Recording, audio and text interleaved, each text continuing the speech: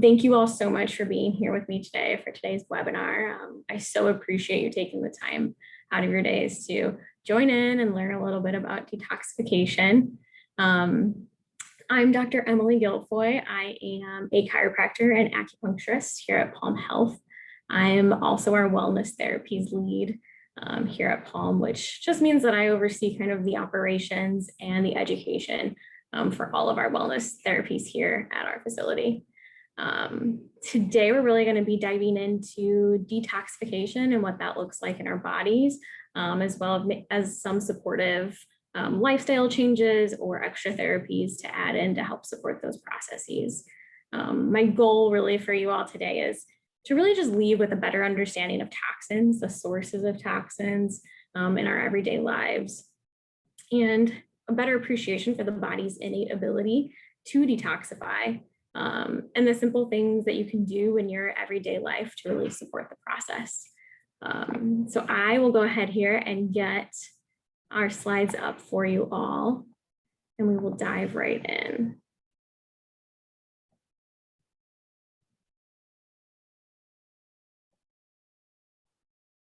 All right. Start here, just kind of hello spring. Maybe today with the weather we've been experiencing lately, this is probably more appropriately labeled hello summer.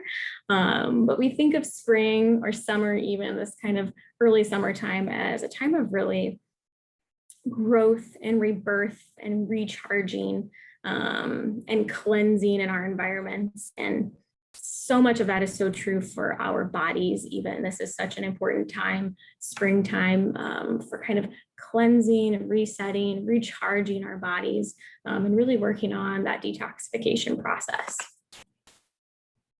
It's a little overview for today, where we're headed, just so you've got kind of a roadmap. We're first going to just discuss sources of toxins, where we might find toxins in our day-to-day lives, throughout our homes, maybe in our workplace, or anywhere else that we're spending kind of a majority of our time of our days. We'll talk about some of the health effects of these toxins. We're definitely going to be discussing the role of the liver as our primary detoxification organ. We'll also be touching on the lymphatic system, as well as the kidney or the urinary system and its role in detoxification.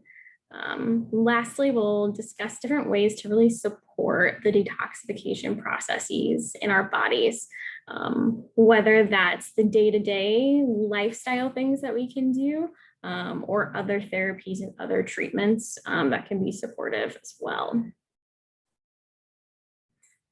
So currently we're living in a bit of a toxic world, and we have to kind of step back and first kind of ask ourselves, really, how have we gotten here? And I think when I look back and kind of see the trajectory of kind of human evolution and like our adaptation, we can kind of see, and maybe the last 100 years or so, as industrialization has occurred, as we've had all of these advances in technologies, that the human body just hasn't quite had the time or the ability to really adapt to meet the demands or to meet the needs of the world that we're living in currently.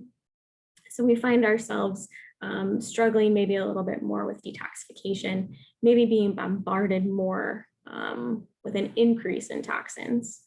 I think too, we can look at, for instance, like the Native American cultures, where they've really grown to live harmoniously and in connection with the earth.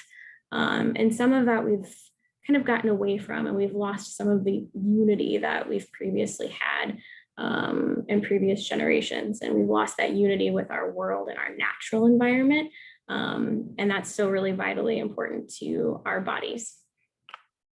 It's important when we kind of talk about this. I know some of it can sound maybe a little saddening or perhaps a little depressing in some cases, but I really don't want that to be the takeaway from this. What I really want us to do is just really acknowledge and kind of grow in awareness of where we are, where we've come from, and kind of go forward without fear, knowing that we have many tools available to us to really support our ability to detoxify. So we'll start with some terms as well, just so we're all on the same page on talking points as we kind of move forward here. So we first want to talk about toxins and really what is a toxin? Kind of why do we care, right? So a toxin is going to be any substance with a negative effect on the health of the body. These can be harmful substances that are in our environment, in our food, even products from our body's own metabolic processes. A good analogy for that, or something many people are very familiar with, is the feeling of muscle soreness or aches after a really hard exercise. So say you have a really strong hour of exercise one day, and maybe within 24, 48 hours, you're going to feel some of that muscle soreness, feel some of that muscle fatigue, a little bit of ache. And that's just some of that lactic acid being built up in the muscles, right? It's a natural process. It's a natural byproduct of the metabolic processes that are happening within our cells. So those are natural things that are occurring, but nonetheless are still waste products, are still toxins in a sense that our body has to process and get rid of. Then we talk about detoxification, and simply this is just the removal of toxins. And we'll get into a lot of this, of the different processes in the body that are really working within detoxification. So here we've just got a good image of different areas that we might be finding toxins in our day-to-day lives. I think most of us are fairly more familiar with toxins that are going to be environmental, things that are in our air, different air pollutants from exhaust, car exhaust in particular. We might be more familiar too with food pesticides and chemicals on some of our produce, even the BPA or the chemicals that are in some of our plastic bottles. Some things we might be a little less familiar with are maybe the flame retardants that are in or on our furniture that are in our homes. Maybe some of the aluminum and the parabens and different aerosols. Another one that we're probably familiar with is also kind of just lead in our paint or different heavy metals that are surrounding us. So you can see all these different kind of avenues of toxicity and different things we might be encountering daily, even throughout the day. That would be a toxin to our body or something that our body has to work a little bit harder to get rid of. When we talk about toxins as well, we really want to dive into the three main types of toxins. Again, here, really environmental toxins, that first one on top there is going to be the one that we're most familiar with. So those are the things that we have a little less control over in our daily lives. These are things from auto exhaust, things that are in our air from air pollutants, maybe pesticides, things that are sprayed upon farmlands or even like within our yards, gardens, things that are close by to us. Then we have that second type, which is our lifestyle toxins. And these are things that we have a little bit more control over, which is a good thing.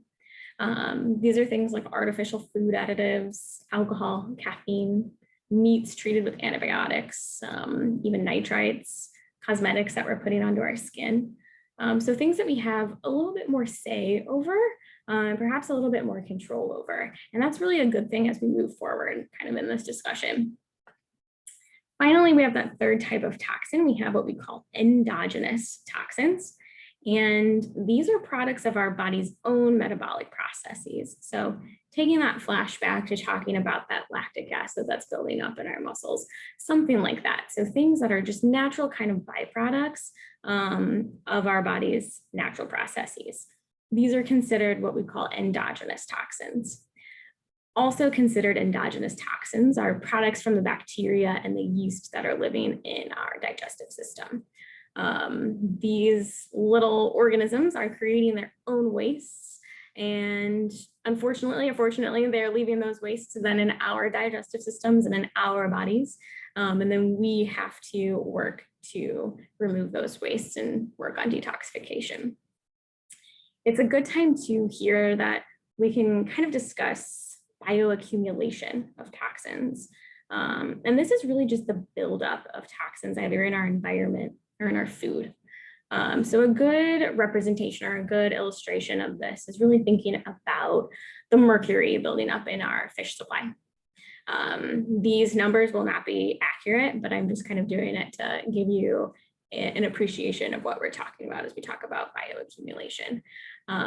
So we really want to discuss maybe like those, start with the smaller fish that are our bottom feeders at bottom of the ocean. Maybe these fish, they're teeny tiny and they're only consuming, let's say, again, numbers may not be accurate, maybe 1 milligram of mercury. So let's just say each one of those tiny fish has 1 milligram of mercury in their bodies. A medium-sized fish comes along and consumes 5 of those small fish. So that one medium fish now has 5 milligrams of mercury in its body.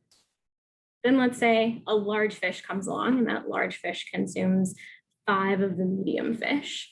And then what do we have? We have this accumulation and this accumulative effect of the mercury. So at this point, then that larger fish has about 25 milligrams of mercury in it. And then we as the consumer are then catching that fish and consuming that fish and consuming a higher amount of mercury than maybe we would have if we consumed a smaller fish. So this is just something to kind of illustrate how toxins can accumulate in our environment. Similar things can happen in our water tables or in our water supply, that we just have this bit of accumulation of toxicity. So here's a slide, and we don't want to get too caught up in the nitty-gritty details of this, but we have the highest risk toxins to the human body. So there's 8 in total there, and you can see some things that are maybe a little bit more familiar, like lead, mercury, maybe arsenic is something that you've heard of before. And I don't want you to get too caught up in the name of each one, but what I think is interesting to appreciate from this slide is really to look at what are the clinical associations of these toxins with either symptoms or medical diseases or issues. And I think of note, we do have a lot of things that are related to the neurological system, like ADHD and dementia. We also have things that are related to the metabolic system, like diabetes and some cancers. We have some items that are also related to the cardiovascular system as well. So you can just kind of see the different systems that might be impacted by these toxins or toxicity. What I really want you to pay attention to here is over on the right side of your screen where they say where it's found.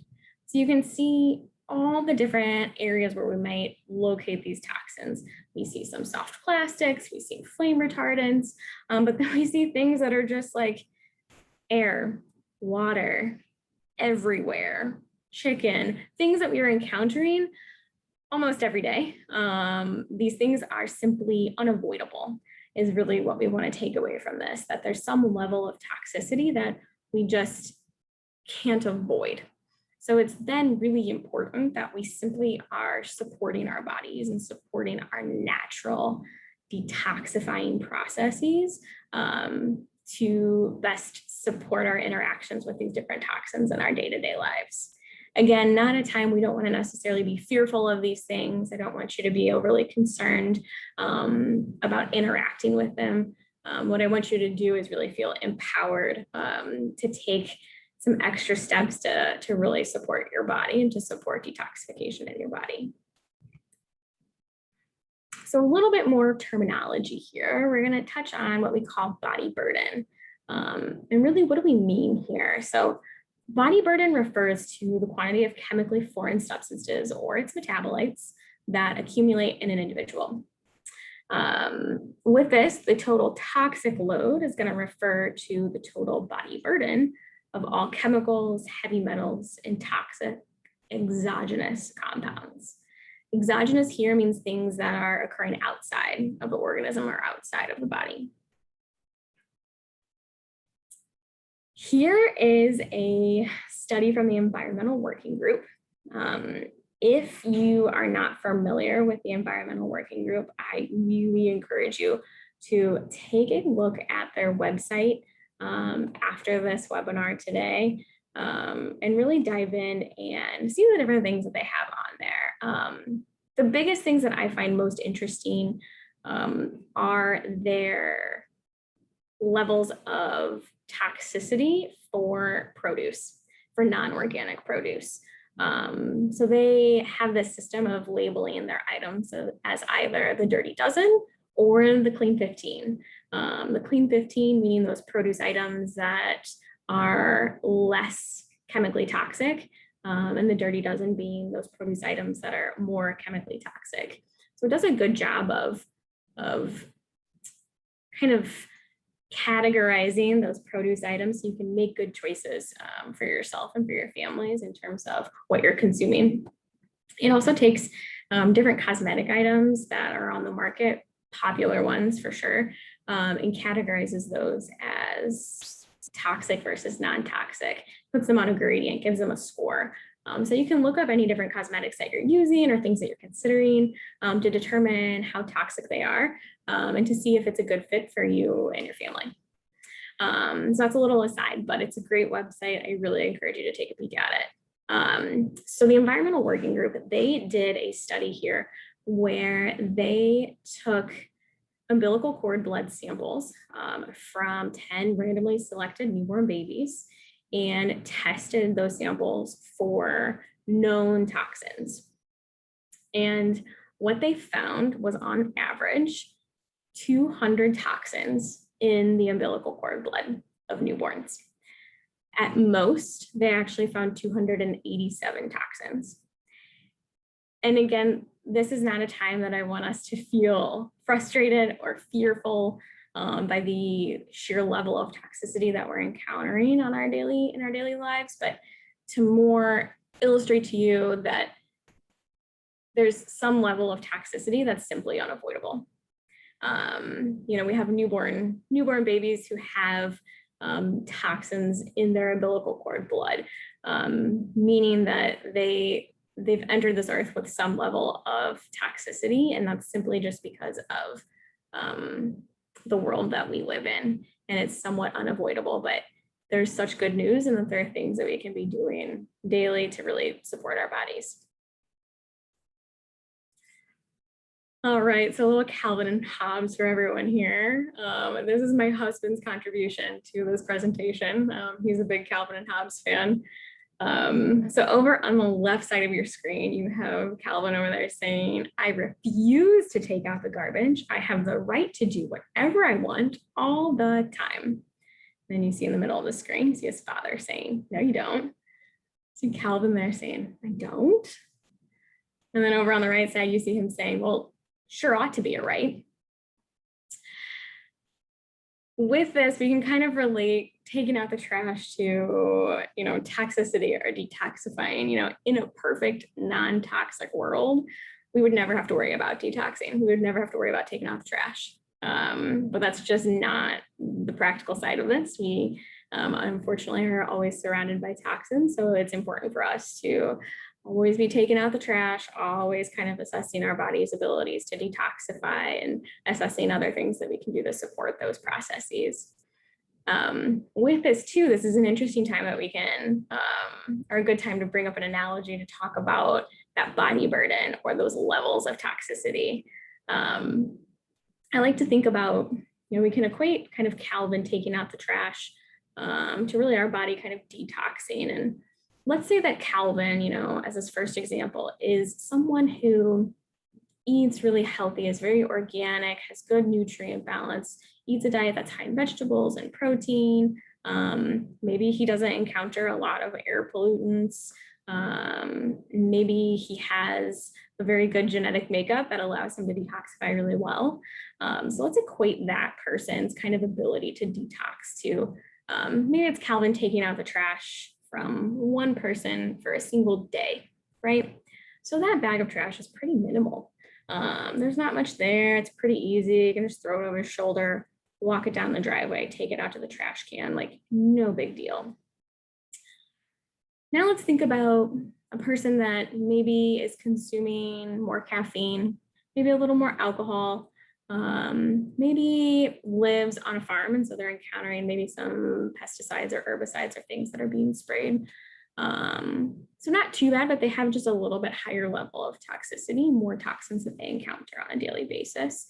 And so let's equate that to Calvin trying to take out the trash for a single person for a week, right? So trash bag is fuller for sure, no doubt. But it still kind of fits really nicely in one bag, no big deal. He might not be able to throw it over his shoulder anymore, but he can kind of drag it across the driveway, get it to the end, get it into the trash can, and get rid of it. Not a big deal. Now let's say that Calvin's he has genetic issues that are impacting his ability to detox. He has a very poor diet. He maybe uses a lot of different cosmetics that are challenging to detox. Maybe he has some gut dysbiosis, and then he's encountering air pollutants as well.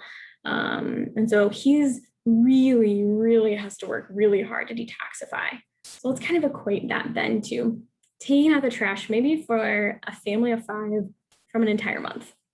So think about the sheer amount of trash that you would have at that point. So he's probably taking out 10, 12 bags of trash, maybe more, and trying to lug those down to the end of the driveway and put them in the trash can, right? So you can just imagine it here. So he's got all of this garbage. He's got the bags are breaking. He's got cans rolling down the driveway. He's got spoiled milk spilling out along the way. And this is it's really challenging for him to really get everything out, to really cleanse, to really detox, right? So you can really equate here the bag as being kind of our liver and its ability to detox. The trash is really the toxins, and as we encounter and bombard our bodies with more and more toxins, the liver can kind of become overloaded or overwhelmed. And it gets to a point where almost the toxins begin to kind of spill over and spill out. And this is when we really start to see symptoms. So we're going to chat here too about the role of the liver. And this we want to really not get too excited again by nitty-gritty details, but we really want to talk about the liver when it's functioning well, when it's functioning normally. So over on the left side of your screen, you can see those fat-soluble toxins kind of coming into the liver. They're going through that phase 1 detoxification. You can see the different nutrients that are needed for that process. And then they're made into these intermediary metabolites. So that item, blue box in the middle of your screen there. Then we have phase 2 detoxification. So there's a second phase of detoxification. And again, you have some nutrients down there that are really needed for that process. Finally, those products are then turned into water-soluble wastes. And those are eliminated through the urine, the bile, and the stool. So this is when everything is kind of functioning nicely throughout the liver in that detox process. You can see the different nutrients down there that are needed. And just of note are a lot of B vitamins, different amino acids, and different minerals. So let's take a peek at what happens then when detoxification is a little bit imbalanced, when it's not functioning as well as it should. So over again on the left side of your screen, you've got that soluble toxin coming in for phase 1 detoxification. It gets created into that intermediary metabolite, or that reactive intermediate, and it gets almost stuck there. It's not able to go through phase 2 detoxification and then become inert and eliminated through our wastes. What happens is it gets stuck in that reactive intermediate, causes damage to the DNA, the RNA proteins, and it actually becomes more toxic than the original substance. We want to touch here too, as we're talking about these detox systems, about the role of the lymphatic system. This is something I talk with patients about constantly. I think many of us really associate the lymphatic system with lymph nodes by our neck, near our armpits, but we don't necessarily understand that it's actually an entire network of tubules kind of throughout the entire body. So it's kind of similar to our vascular system, or our arteries and our veins, and that there's tubules kind of going all the way down to our fingers, all the way into our toes, up into our head and neck, along with those lymph nodes. One big difference between the lymphatic system and the vascular system, however, is that the lymphatic system doesn't have a pump behind it, right? The vascular system has the heart really pumping the fluid. The lymphatic system doesn't have that. It relies heavily on muscle contraction to move the lymphatic fluid. And in that lymphatic fluid, we can think of the lymphatic system as kind of a drainage system or a collection system for the waste products from our cells, from expired or used up white blood cells, and that all of these wastes then need to be eliminated. So it relies heavily on muscle contraction to really get the lymphatic system moving. Another thing of note here is just to know where the doorways, I like to call them, or the ducts of the lymphatic system live. So you can see there on the left side of your screen, you have the thoracic duct kind of near the neck. It's really kind of near the clavicle or the collarbone on the left side of the body. And then on the right side of the body, you have the right lymphatic duct. And I like to think of those as kind of like the doorways to the lymph system. And that's where, if those doorways are nice and clear and open, all of our lymph tissue, the tissue containing all of those wastes and those worn out white blood cells, it's able to make its way then kind of into our kidney system and be eliminated. But if those doorways are closed, or if things aren't quite making it all the way up to the doorway and being kind of eliminated then through the urinary system, it just gets a little stagnant or a little backed up and built up in our tissues. So keep that in mind as we go forward. It'll become important a little bit later. So not everyone has the same susceptibility to toxicity, right? So some individuals have an increased risk and can be more susceptible either due to more exposures, ongoing exposures, different nutrient deficiencies, high sugar, low protein diet, stress and emotional trauma, those intestinal dysbioses, and genetic variations. So potential symptoms of toxic overload are really kind of some brain fog, maybe mood swings, difficulty sleeping, fatigue, headaches, maybe some digestive upset, bloating. A lot of these symptoms can be gradual onset. So we never really have a moment when we're talking about toxicity where we know this is the moment that I became toxic. There are very few examples of that. Most of the time, it's this kind of buildup over time and these buildup of symptoms over time. So here's the good part. What can we do on a daily basis, or even on a weekly basis or a monthly basis to help our bodies detox, okay? So the best way, first and foremost, to detox a body is just to limit exposures. So that's buying that organic, unprocessed kind of whole foods, minimizing our sugar intake, avoiding the use of plastics, especially with food. Food or water or anything that you're consuming does have the ability to sometimes leach the plastic, and then you're consuming that food or that drink with that plastic or that chemical associated with it. Making sure that there's proper ventilation, and then using natural cleaning supplies or some things without scents or maybe with essential oils instead as your scent for your cleaning. Here's another good cartoon. We have this little stick figure on the left side of your screen saying, "Oof, I need to detox." And then the little stick figure on the right saying, "Well, you have a liver and at least a kidney, right? You're detoxing now, fella." Well, that's definitely true. As you sit here in front of your computer, your device, listening to this presentation, you are detoxifying. You are doing it as we speak. We have these great systems in place in our bodies that can do this for us, but there are definitely things that we can be doing to support both of those systems on a daily basis. So here we get into our Detoxification 101. So kind of the day-to-day things that we can be doing to support detoxification. So first up on my list is really sleep. So being kind of an acupuncturist by training, I can't get away from acupuncture at least a little bit here. So on the right side of your screen, you'll see what we call the orrery cycle, which is just kind of like a clock.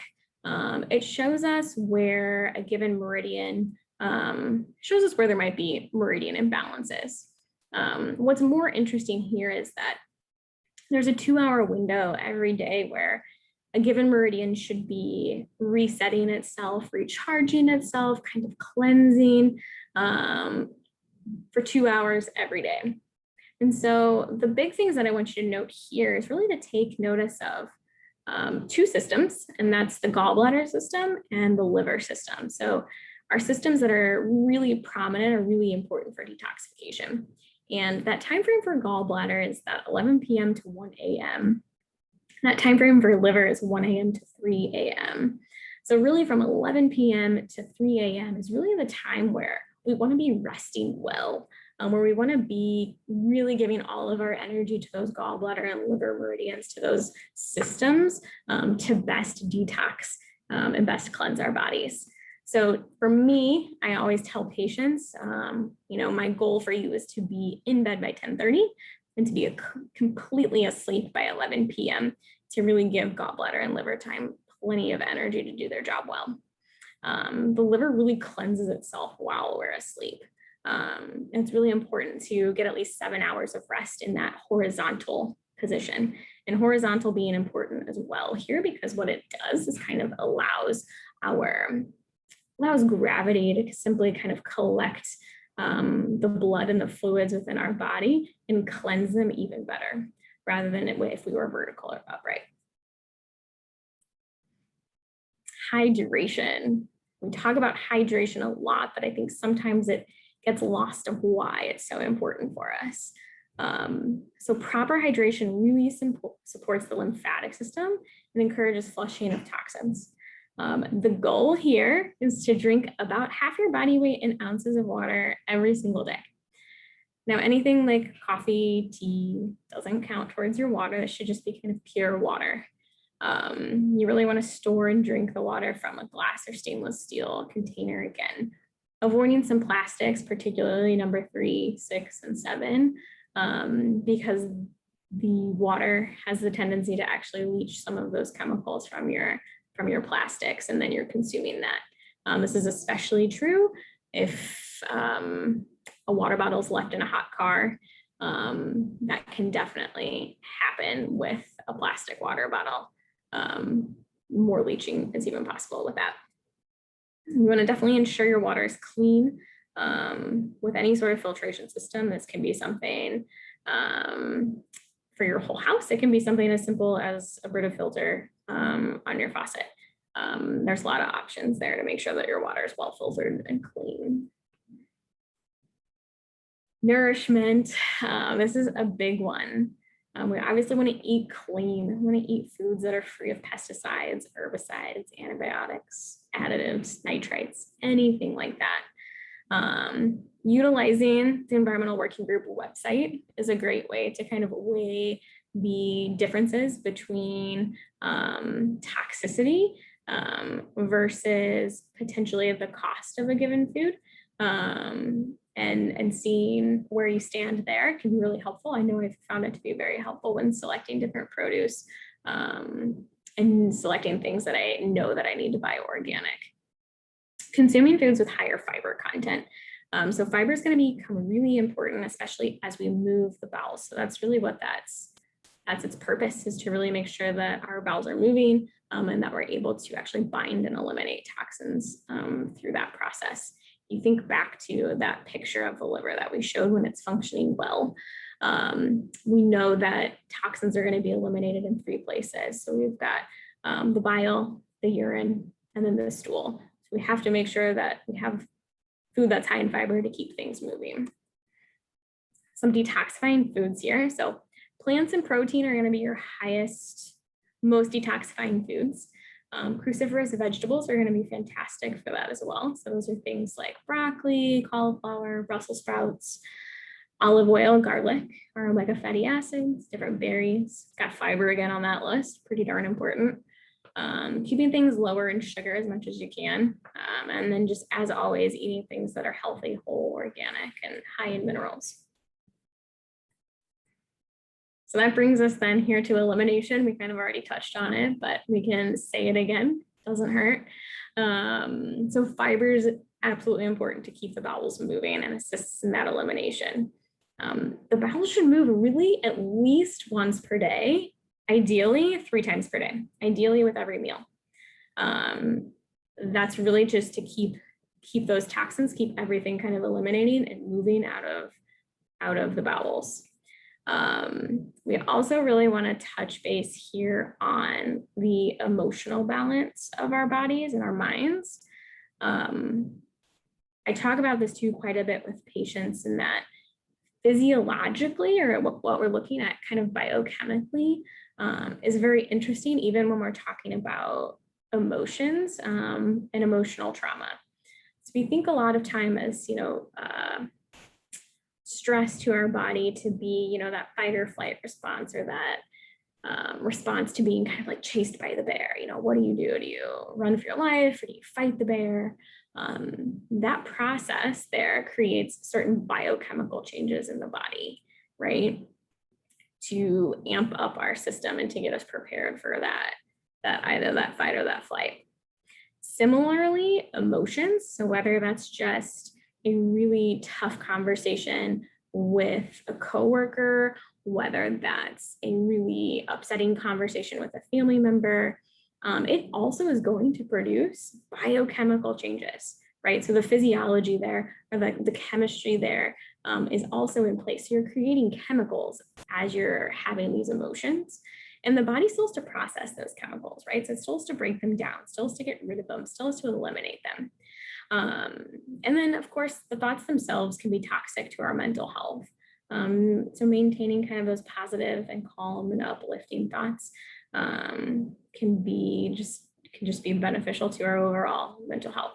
And I think that's really important, especially now more than ever. We've seen in the last year, dealing with the effects of the pandemic, and how it's really important to keep our emotional health well, and to take care of ourselves emotionally and spiritually, as well as physically. Next up here is exercise. So exercise is going to be really important for the lymphatic system. So think back again to when we were talking about the lymph and its network of tubules and the different lymph nodes, and remember where the doorways are located up near your chest. And remember again that it doesn't have a pump, that its primary pump to circulate and to help that drainage system is really just muscle contraction. So physical movement is really important for the circulation of that lymph material. Exercise is also going to increase respiration, which is going to help, eliminate carbon dioxide. It's going to increase sweating as well, which allows for our elimination of toxins actually through the pores on our skin. A good place to start with this is about 30 minutes, 2 to 3 times per week of aerobic or kind of minimal impact exercise. So it can be kind of anything that works best for you, but that's a great place to start. We can talk as well, kind of going off of exercise. We'll touch base here now on breathing. And really what we want to talk about here is diaphragmatic breathing. This is going to be most beneficial for detoxification pathways. This is also something that's like near and dear to my heart, that I'm discussing with patients every day. So we'll do a little bit of audience participation here. I won't know if you're participating since I can't see you, but Scout's honor, everybody jump in on this one. It's really easy. So what I want you to do here is place one of your hands on your chest. You're going to place your other hand on your abdomen or on your belly. And really what I want you to do here is just take a few good deep breaths. And what you're going to try to pay attention to here is, where do you feel the movement, right? So do we feel movement more in the chest? Do we feel movement more in the belly or in the abdomen? Do we feel a little bit of both? All right, so we'll do this together here. I'll kind of coach you through it. It's pretty darn simple. So go ahead and take a deep breath in through your nose and out through your mouth. Do that one more time. In through your nose and out through your mouth. So where did you feel the movement? Did you feel it more in your chest? Did your chest stay pretty quiet, pretty calm? Did you feel it more in your abdomen or in your belly? The goal here really is feeling most of the movement through your abdomen or through your belly. The chest should stay pretty darn quiet when it comes to diaphragmatic breathing, right? So we want the diaphragm to contract and really expand downward and push kind of the contents of the abdomen out and open. That allows actually for greater expansion of the lungs. So with that, it's going to increase our capacity to oxygenate. So oxygenating our tissues, which is great for our cellular health. But also it's going to help eliminate the carbon dioxide. So the carbon dioxide, that's a natural kind of toxin to our body. So it's also going to decrease oxidative stress and decreases cortisol levels. So as we're decreasing cortisol, that's kind of our stress hormone, right? So it's going to decrease that kind of stress hormone response in our body. It's going to have a nice calming effect of both the mind and the body. It's going to assist in that kind of mental detox again from negative thoughts. With that, I tell most patients, this doesn't have to be something that you're doing all day, every day. I know that's a little challenging, but start with just 5 minutes kind of in the middle of your day, or 5 minutes at the end of your day, of just doing exactly what we did, placing a hand on your chest, a hand on your belly, breathing in through the nose, out through the mouth, and paying attention to where you feel the movement and really trying to hone in and encourage your body to do most of the movement through the abdomen. There's an interesting study as it relates to exercise-induced oxidative stress and diaphragmatic breathing. And in that study, what they did is they took 2 groups of athletes and put them through the same, let's say 60 minutes of exercise, same amount of exercise, same strenuous activity. Took group A, put them in a quiet room, dark room by themselves, and told them to breathe normally. To group B, put them in a separate, quiet, dark room and told them to breathe diaphragmatically. They did this for, I think it was about an hour. Don't quote me on that. But they did this breathing technique. Then they assessed just with the blood chemistry to see, okay, what are the levels of oxidative stress in these athletes post-exercise and after breathing? What they actually found was the group that did diaphragmatic breathing after exercise had reduced exercise-induced oxidative stress. So meaning less stress to their cells and decreased cortisol levels. So the goal here being too, or the hypothesis here being that group that did the diaphragmatic breathing is then going to be able to recover more quickly from strenuous exercise or from any other kind of strenuous activity. So it's just kind of the power of breathing here and breathing well. Kind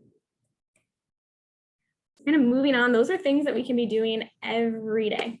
And you can kind of pick which ones are most important to you or which ones are easy to start with and start incorporating new changes, new lifestyle changes. Additionally, we have some extra treatments that are supportive to detoxification. Those here, I have them listed here, but we'll get into the details as we go. So we've got cryotherapy, the infrared sauna, Biomat, the Biofeedback Rebalance, nutrition or nutrient supplementation, and different things to help support the lymphatic system, like a lymphatic restorative massage or dry brushing at home. So we'll start with cryotherapy. So this is a picture here of cryo.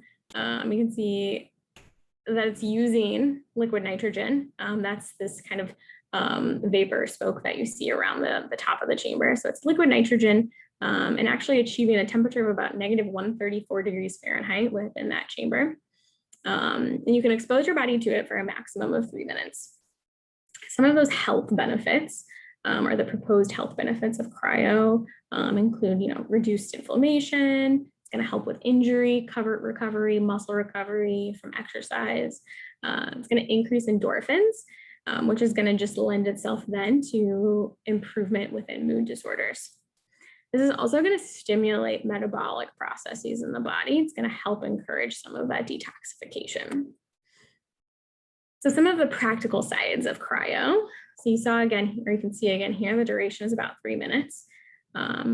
You can do cryotherapy daily if you'd like, or even a few times a week, just to be most beneficial. I would probably say it 2 to 3 times a week. As a practical side as well, you want to ensure that you're dry, wearing undergarments free of any metal. You're provided with socks, booties, and mittens to keep those tiny extremities warm. And then eating a small snack prior to use and hydrating well before and after. You're going to see as we go, most of these treatments are really going to encourage you to stay hydrated before and after each service, really, again, to support the lymphatic system and to support the body's ability to really remove toxins. All right, saunas here. So we first want to touch base on the differences between traditional saunas versus infrared saunas. A traditional sauna is going to heat the area about 85 degrees Celsius. And what it's using is actually a process that's called convection. So convection is taking different molecules that are in the air within that sauna or within that closed chamber and actually just circulating them quickly so that they generate heat. So then what happens if you are sitting in that sauna is that everything is actually kind of microscopically circulating around you. And that heats the air, which then heats your body, right, from the outside in. Infrared saunas are quite a bit different. So they're going to be at a more mild temperature, and they're going to be about 60 degrees Celsius. And what they're using is actually electromagnetic energy to heat the body. They're using what's called photons, which is what we relate to as like light. So what we're able to do then is actually heat the body at a more comfortable temperature. And you almost get like a deeper warming, or think about it as kind of warming the body from the inside out. You're able to get more vigorous sweating then at a lower temperature. It's a little just more comfortable. This is, I don't want to geek out too much on this one, but this is a great slide to illustrate what we're talking about when we're talking about electromagnetic energy and photons. So here kind of at the top of your screen, you can see wavelengths, right? The electromagnetic spectrum. Now, mind you, there are a lot of properties of electromagnetic energy. This is just one property that we're interested in here. So we're looking at wavelength. So you can see towards the left side of your screen, you have a very long wavelength, right? And as you move across, wavelength kind of gets closer and closer together, a little bit shorter, all the way to a very tiny wavelength over on the right side. In the middle there, you can see where we have what's called kind of our visible light spectrum. So we've got 700 nanometers to about 400 nanometers. That gives us our visible light. So this allows us to see that the sky is blue, that the leaves are green. It allows us to see all these beautiful things in our world. Just to the left of the visible light, you can see infrared. So this is the wavelength that's used within infrared saunas. So it's just electromagnetic energy. It's just photons, just like the visible light that we can see. However, it's just invisible to our naked eye. So here too, we can illustrate that. You can see in the middle of your screen, actually, the wavelength of the human body. And it really falls nicely within that far infrared area, just meaning that this is a wavelength that's very comfortable to the human body. It's something that's natural to us. It's natural to kind of accept that and then to warm the body in that capacity. So we have some beneficial effects of infrared. It can be helpful for chronic fatigue. It can be really helpful for cortisol levels, for the cardiovascular system, for any pain, muscle recovery. It's going to obviously heat the body, so we're going to have expansion of our blood vessels. So it can be really supportive to blood flow and endothelial function. We'll go to our practical side of infrared. So again, hydrating before, during, and after. It is so important to keep really just the water flowing and keep the body kind of flushing. Eating fiber, again, because some of those toxins are going to be eliminated into the stool. So we want to make sure that you're eating lots of fiber to eliminate. Working with a physician is helpful to just get a good prescription for you. Wanting to wait 20 minutes after exercise, just letting the body cool down a bit. Start at 10 minutes or even less for your first session and work your way up slowly to a full kind of 30-minute session. You'll want to just start in this capacity just to see how you start to tolerate infrared and tolerate that type of heat. It should feel really good, but you'll just want to build up slowly. And frequency, you can use this occasionally, kind of as needed, or even daily if you'd like. A few practical options there. You want to make sure to bring lots of water. You'll want to leave the electronics outside of the sauna. We don't want to heat those up.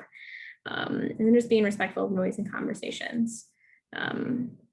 With this, I think this is a good time to kind of bring up a study that was kind of performed by some US researchers looking at the urine, actually, of people who were using conventional saunas versus infrared saunas.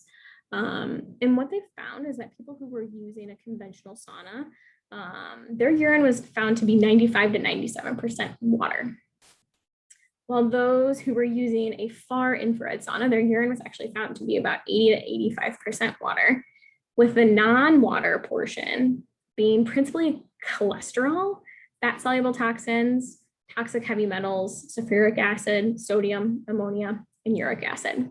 So meaning here that infrared has a really strong capability to help us in our detoxification and to help our bodies remove toxins.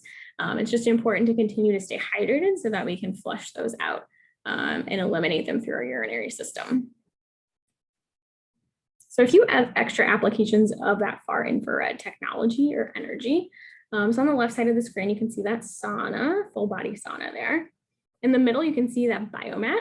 And then we've got a few different types of lamps or heating pads there towards the right side of your screen.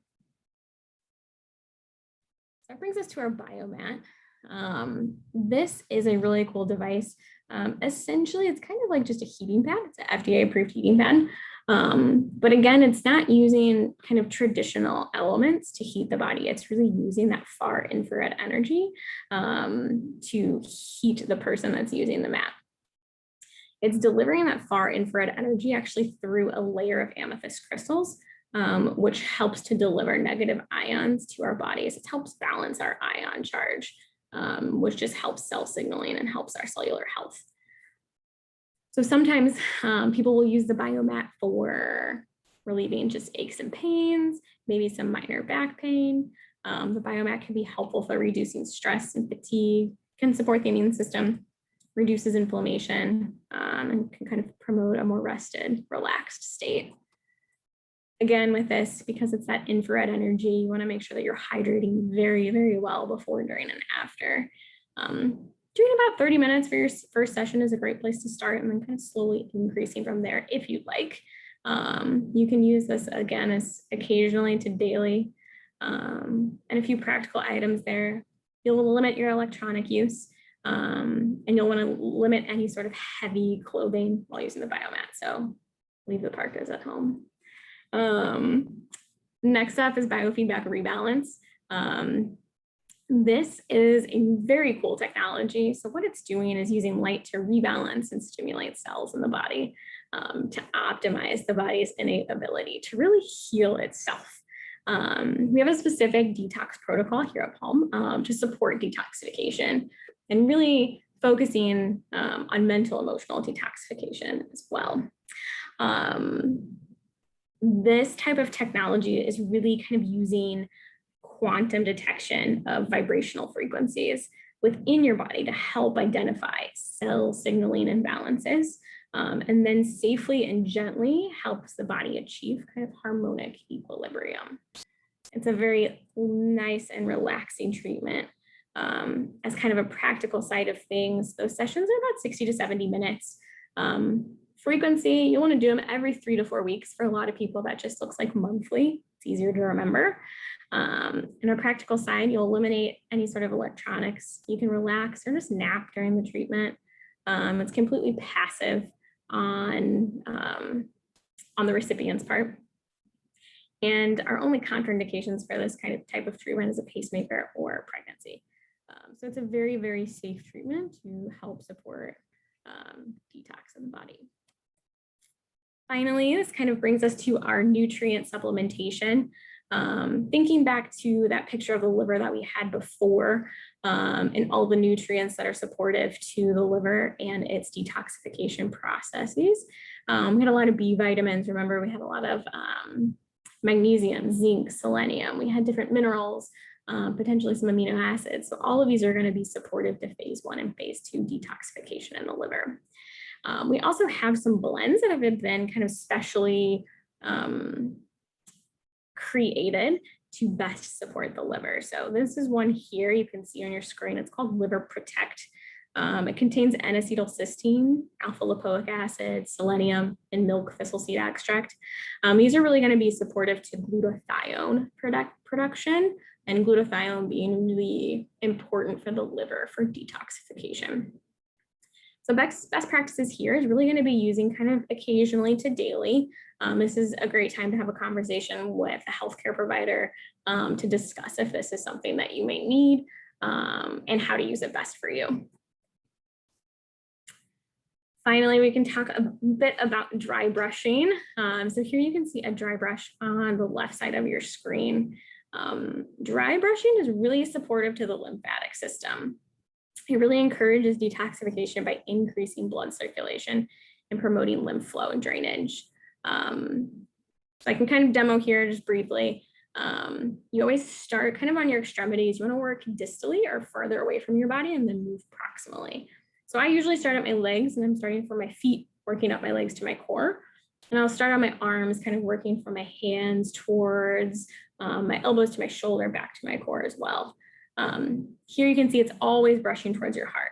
What that kind of looks like is really taking your extremity, and what you're going to do, you can pretend I'm holding a brush in my hand, but you're going to brush your skin actually manually in long strokes, kind of in a circular motion, all the way 360 degrees around your extremity, and always coming towards your heart. Now remember, coming towards your heart is really important because that's where the doorways or the ducts to the lymphatic system are. So we always want to be brushing towards the heart to really encourage movement of the lymph tissue, or the lymph fluid rather. Best practices with this, you're going to do it occasionally to daily and prior to showering. Some extra things that are supportive to the lymphatic system in that capacity are things like a lymphatic restorative massage with the addition of a castor oil pack, which is just really helpful for the liver and its detoxification. Finally, you see here my detoxification regimen. Aside from those things that are already mentioned in kind of the detoxification 101 section, so that's 7 hours of sleep, the healthy organic food, exercise, diaphragmatic breathing, good healthy amount of water. These are the things that I'm doing regularly to support detoxification in my body. So daily, I'm doing dry brushing, and I'm also taking the supplements that are best for me. Weekly, cryotherapy, infrared sauna, and the salt room. I'm doing that about twice a week. Cryotherapy, I might actually jump in that a little bit more frequently. I love cryo. It's a great pick-me-up in the afternoon. So cryo, I might do a little bit more than that. But nonetheless, that kind of cluster there of the cryo with the infrared sauna along with the salt room is something we kind of lovingly call the trilogy here at Palm. And it's really just wonderful for detoxification. It's wonderful for overall relaxation and really stimulating kind of our parasympathetic, that rest and digest system in our body. And then monthly, I'm doing a biofeedback rebalance, targeting kind of those detox pathways, and then jumping on with one of my colleagues here in the spa department and grabbing a massage with one of them to really help support the lymphatic system. So that's kind of what I'm doing on a daily basis. I hope with all of today's seminar, this webinar, that you've learned a little bit more about detoxification. I really thank you for all of your time and attention today. And I hope you feel encouraged and inspired and empowered to implement some of these practices in your daily lives. Thank you so much for being here with me for this last hour. I so appreciate your time. I hope you all have a great rest of your day, great rest of your week. Feel free, if you have any questions or need some clarifications on things, give us a call here at Palm. Reception will be happy to get in touch with me, and we can chat over the phone or via email and get those questions answered for you.